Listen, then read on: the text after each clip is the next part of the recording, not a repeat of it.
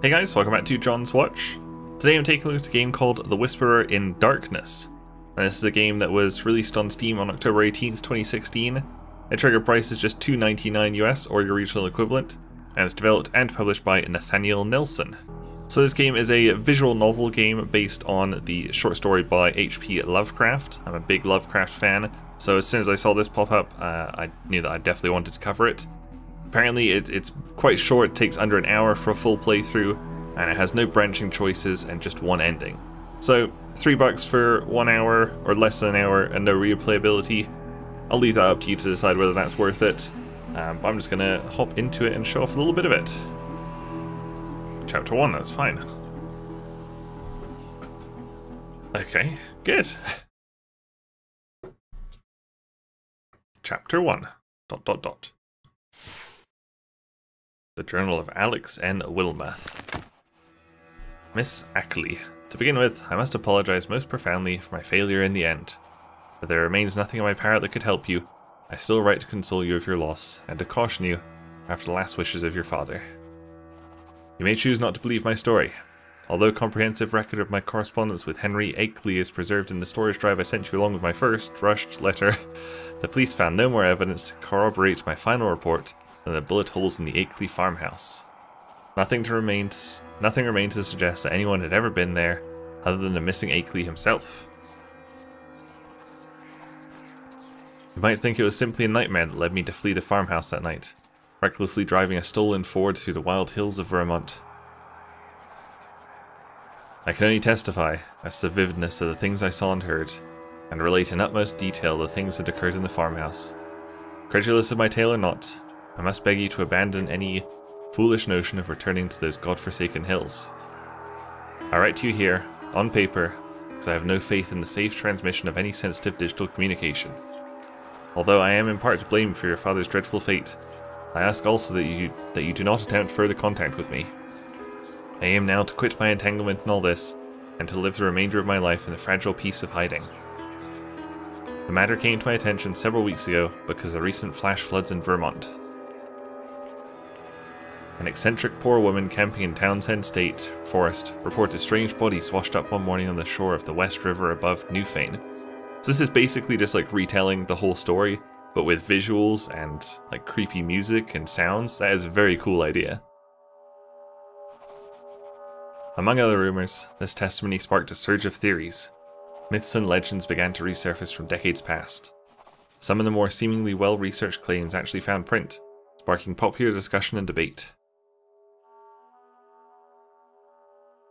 There we go, we'll just skip past that because that's a lot of text. The Rutland Herald. Could these reports be describing the old ones of legend?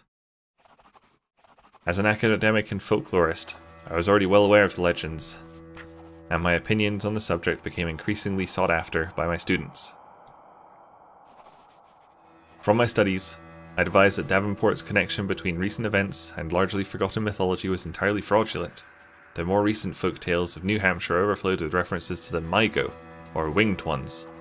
Said to come from the sky, they had mines in certain earthly hills, where they gathered a kind of stone unique to Earth, and flew back to their own stars. They were mostly content to leave humans alone, but sometimes people disappeared among their hills. Their hills, in the deep woods of the highest peaks, and the dark valleys where streams trickle from unknown sources. Their hills, where animals once dwelled, and now silent, for all intelligent life had either fled or vanished. Their hills, where, in the dead of night, sometimes, strange buzzing noises could be heard in conversation, seemingly imitating human speech. None of it was to be believed, of course. Chapter 2.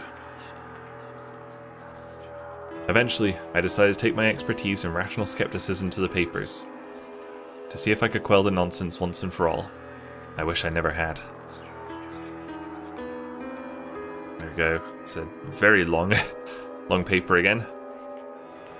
Ackley's first message came in an email one morning. Hold down the directional keys to explore. Oh, look at that! Let's have a look at the email. Oh, very cool. @Zmail. I'm pretty sure there weren't emails in the original. Because when was he writing? 1940s or something like that. Professor Wilmarth, I've read your summaries of Vermont folklore in the Reformer. I was impressed by the depth of your research. As a student of anthropology and folklore, similar to yourself, it is easy to see why you choose to dismiss these supernatural tales. Many a scientist could connect them with silly legends and think no more on it, as I myself was originally inclined to. Unfortunately, for reasons I will explain, I'm afraid your opponents, ignorant as they are, may be closer to the truth. I've lived my entire life in the midst of the dreaded hills and forests. Following the latest reports, I explored deeper into the uninhabited hills and valleys, expecting to confirm their falsehood.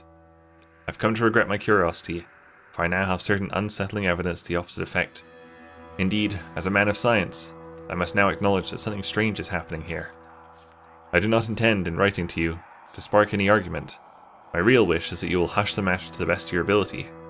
Nothing good may come of further drawing the public's attention to this place.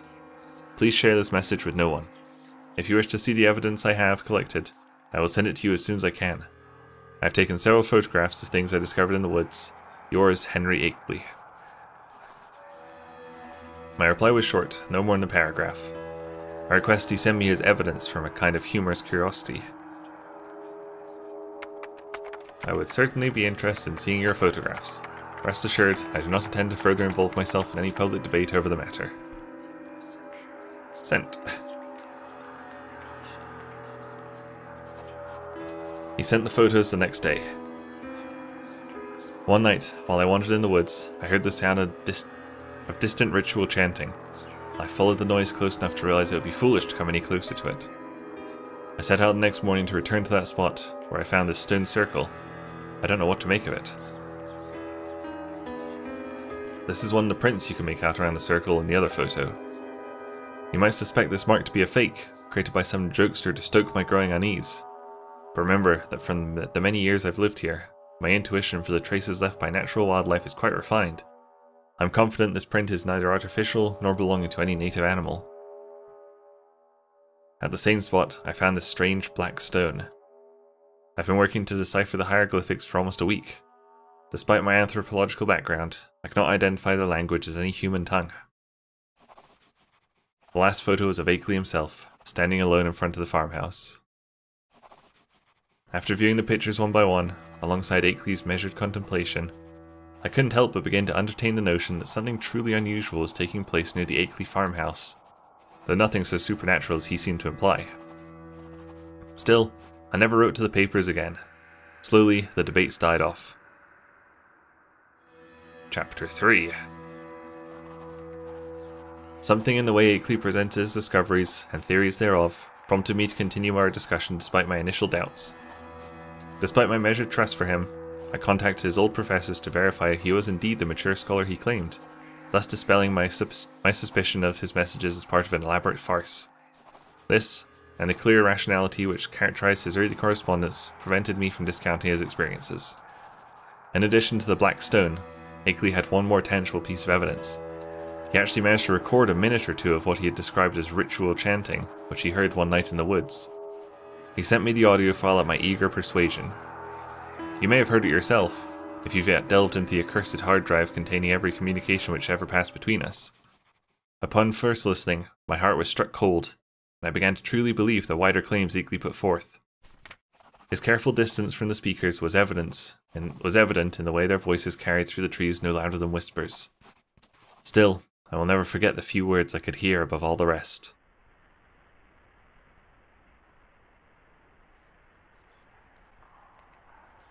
Is the Lord of the Woods even due?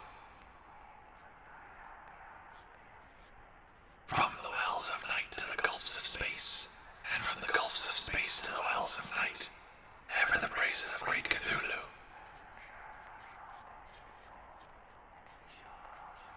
And it has come to pass that the Lord of the Woods being 7 and 9 down the onyx steps, tributes to him in the gulf, as doth he of whom thou hast taught us marvels. On the wings of night out beyond space, out beyond. Go out among humans and find the ways thereof,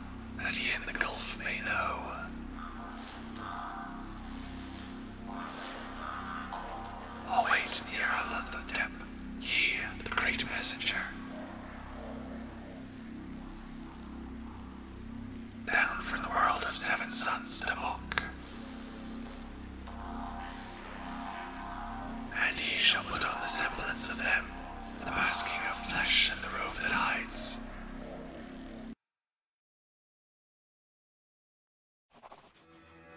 Next was the matter of the Black Stone. Akeley claimed to have found it in the woods on Round Hill, its unknown hieroglyphs nearly worn away, perhaps from centuries of age or even millennia. He soon began to display a certain paranoia over the stone's discovery. Once he took it home, he claimed that everything changed, that he might be killed or taken should they decide his curiosity had overreached. After puzzling over the stone's symbol for weeks, Akeley believed he was on the cusp of unraveling its secrets.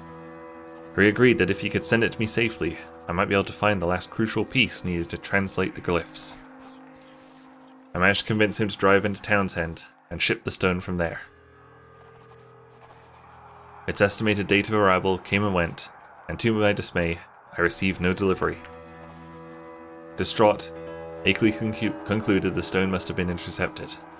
Now they must be watching him more closely than ever, he realized. I reassured him that it must simply have been an accident, and promptly conducted my own investigation to the status of the delivery.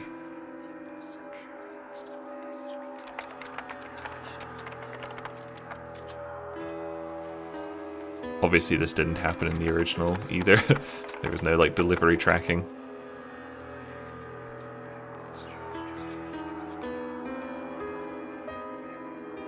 Oh, doesn't exist. The results were unhelpful. Despite my half-hearted encouragements, Akeley soon abandoned hope that the stone would ever be recovered. Chapter 4. Well, I think that's probably a pretty good place to leave it. I don't want to spoil too much of it just in this video. So if you are interested in the story, you can either pick up this game or look into reading some Lovecraft. His books are pretty cheap. I got a few of mine on Amazon. I think you can find like almost all his stories online for free now anyway. But anyway, I really liked that because I do really like HP Lovecraft. So that was The Whisperer in Darkness. They're very creepy. They're very good stories. Thank you guys very much for watching. Make sure you leave a like and subscribe if you enjoyed this video. And I'll see you guys later. Bye. I haven't gotten any help whatsoever this whole fucking Still game. gonna lose. Holy shit, what are you doing? Look at that. 0 deaths, 12 deaths. Oh my god.